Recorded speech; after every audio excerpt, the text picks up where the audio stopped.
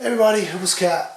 So I took my YouTube tried and trusted and recommended bug out bag and stripped it out, and I have a whole bunch of really good stuff that's really important to have in grit down and SHF and bugging out, ready to be put in boxes to be buried at friends' houses and other suitable bug out locations. So this is kind of what I've come up with. There's a few things missing on this that are in the garage and I'm too lazy to put them together right now. But I just thought I'd like to show you what I'm actually going to put in the bag, as they seem popular. I don't know why, but it also gives you some idea of how my mind works. One could argue it's not working very well, but I think it is for me.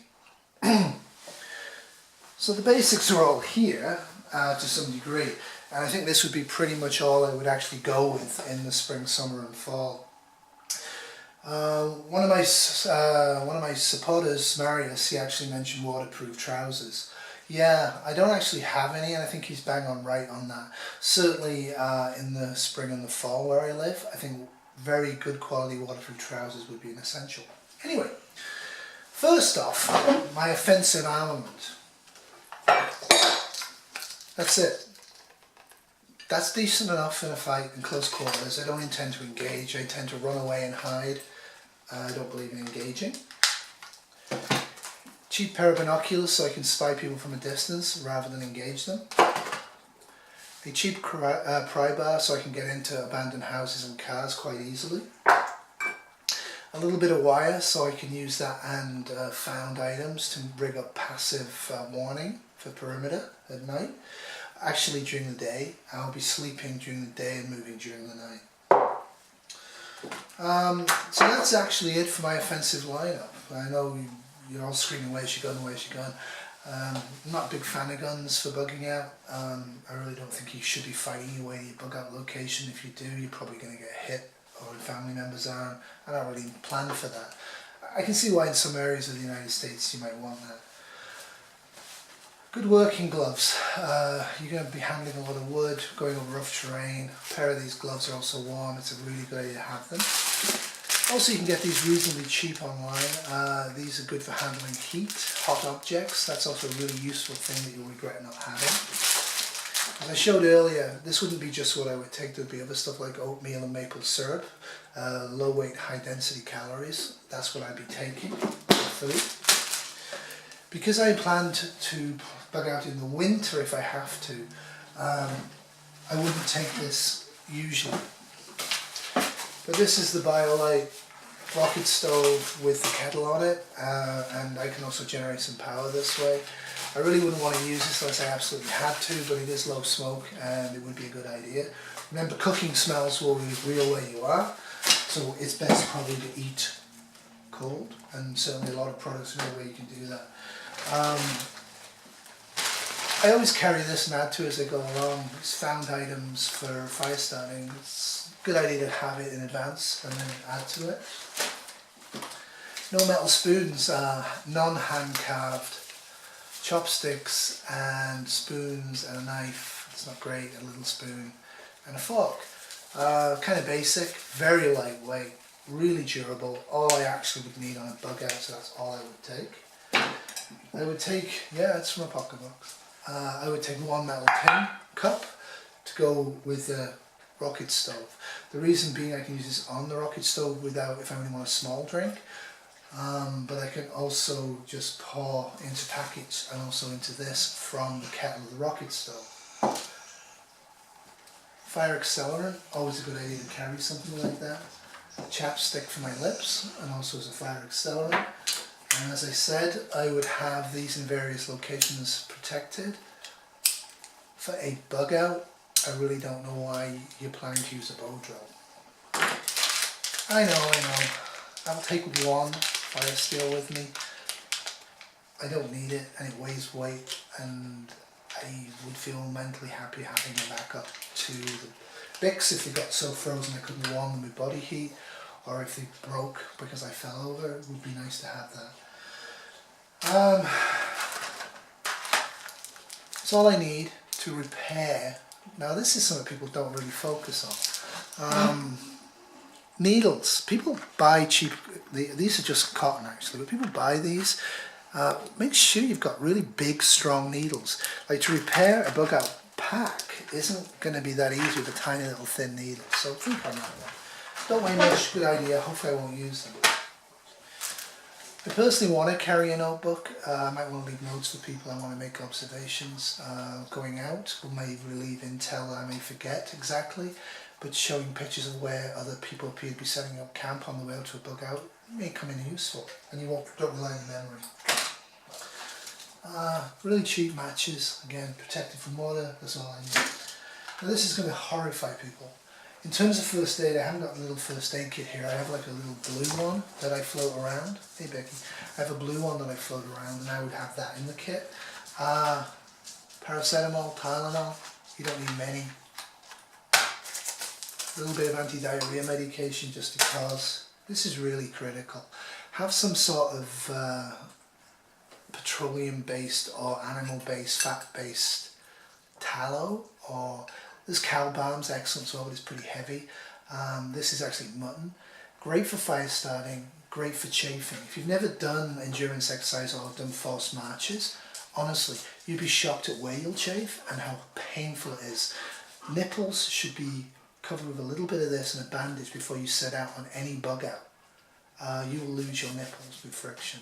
Between the groins, up your butt cheeks as well. You'll be really shocked at where you will chafe.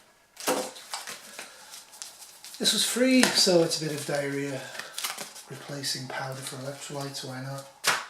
What I would also carry, which is a little bit unusual, is I would also carry Tamiflu. If I kind of need this, I need it, and if I don't have it with me on the bug out, I might regret waiting 2 days to get to the bug out location for it. Same with potassium iodide. I can't envision bugging out in high radiation times, but you never know, and this might give me a little bit of tiny protection for the thyroid, while the rest of me gets cancer and I die. Cordage. Cordage is one of those issues that people get totally carried away with. This is all I carry on a bug out, some cheap plastic cord. I would carry this as well. I can unpick this if I need to attach equipment. It's all I really need. All I'm going to need it for is to string stuff up for shelters. I would use this as a tarp and also as a poncho. I think a poncho is an excellent thing to have when you really need one. It's good. I basically plan on sleeping in an emergency shelter for the bug out, but again, like I say, for winter bug outs I do have high quality $400 tents that I would carry, and also deep sleeping systems with thick pads. But generally speaking, most of the year I don't need them. Something like this is always a good idea. Bandanas are great, but bandanas have some issues in terms of protection. This will help me, give me another layer in the winter. It will also give me a smoke filter as well, which is always a great idea, but won't interfere with my glasses. The other thing this will do in a pinch, I can actually pre-filter water through this and it will dry pretty quick. So carry something like this. Bandana's fine, but something that's actually a complete unit like this is always going to be better, a tube sock basically. I would carry an emergency blanket like this because it weighs nothing. I don't really think they're any use, to be honest with you, but it might just help a little bit. It also could be used for signalling and making a shelter if you really had to. I would carry some lightweight disposable socks. Heavy socks are a good idea, but if you get wet they never dry out. Have them as well as a spare set, but a lightweight running type sock is a great thing to have. Hygiene's not impressive. Some wipes wherever you get them from so you can do a whole body bath without water. Toilet roll. Nail scissors, critical item, should be in every bug out bag, every bag you have. If your nail's getting grown or busted, if you don't have these, you're not going anywhere. Glass cleaner. I need glasses. So, hygiene is going to be pretty important. Again, I don't know necessarily if you need to be washing on a 2 to 3 day bug out, but that's there in case I need it. The actual basic hygiene kit, toilet roll, wipes, toothpaste and a small disposable toothbrush and a few other items. I'm not going to be bothered about shaving. I will be taking a whole bunch of instant coffee. I can eat these raw, or I can just add water to them. There's also tea bags in here. Again, that's basically all I'm going to need on a bug out. I will take a couple of flashlights. Solar and hand crank flashlights are excellent ideas. Also a waterproof one. Again, don't go swimming with waterproof anything ever. As I said, water is kind of critical. So I'll be carrying water to start with, but I'll also be carrying it in bags like this. So if necessary, I can dispose of them if I have to, but I can also contain the water inside, and it will shrink over time. Because you will hopefully find items on your bug out that you will take with you. The other thing I think is really critical people don't focus on is Ziploc bags. My Ziploc bags all have water purification tablets in it, which is my main concept on a bug out, is to purify. You can also use these for sodas. You can also use them for carrying water. So I think these are an excellent idea. Spare light pack or a spare bug out bag that's tiny, that fits inside with nothing in it. So you actually have redundancy in terms of if you want to leave your pack and go searching through the woods or the urban environment looking for other stuff. Don't recommend that, but have the ability to do it. Get one of these, not necessarily this make, but have at least one microfiber towel. Towels are great because you can dry off if you're very wet once you get your shelter rigged up. They can also dry off equipment and then be wrung out, and they dry quickly. They're also excellent as a face protection in addition to inside of the tube sock if you're in a heavy smoke or chemical environment. They're also great for pre-filtering water. So a critical item really should be there. So in terms of first aid, I may carry one of these Israeli bandages because I have one. I don't know. I would carry some super glue for basic suture repair and gear repair if I needed to, especially shoes. That's important. I'd carry a can opener in the hope I'd find something I could use this on the route. But like I say, I will be breaking into unoccupied buildings. You never know what you might find. It's always useful to be able to get into it without using a knife or scratching the tin on concrete. A lot easier to have one of these. Basic food supplies will be non-heated stuff that will be freeze-dried in case I've got the ability. But carry a lot of this stuff. You can get these at running stores. These are basically sugar gels. Have some dry bars, stuff like that. The calorie burn will be huge on a bug out for me because I'm going fast and at night.